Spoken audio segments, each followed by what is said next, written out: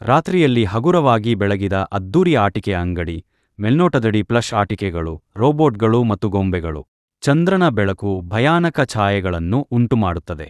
8 ವರ್ಷದ Alex ಕ್ಯೂರ್ಲಿ brown ಕೂದಲು, ನೀಲಿ ಹುಡಿ, ಶೂಸ್ ಮತ್ತು ಅವನ 5 ವರ್ಷದ ತಂಗಿ ಲಿಲಿ ಹಳದಿ ಪಿಗ್ಟೈಲ್.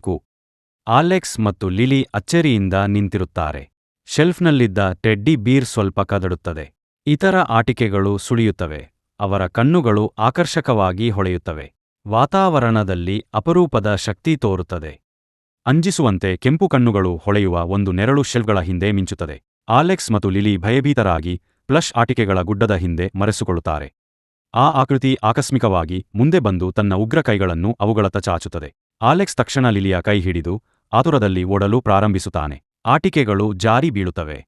ದೊಡ್ಡ ಮೆಕ್ಯಾನಿಕಲ್ ನೈಟ್ ಆಟಿಕೆ ಜೀವಂತವಾಗಿ ಮೂಡಿಬರುತ್ತದೆ. ಇದು ಮಕ್ಕಳ ಮುಂದೆಯೇ ನಿಂತು ತನ್ನ ನೀಲಿ ಬಣ್ಣದ ಕತ್ತಿಯನ್ನು ಹಗುರವಾಗಿ ಹೊಳೆಯುವಂತೆ ತಾಕುತ್ತಿದೆ. ಅದು ಅವರ ರಕ್ಷಣೆಗೆ ಸಿದ್ಧವಾಗಿದೆ.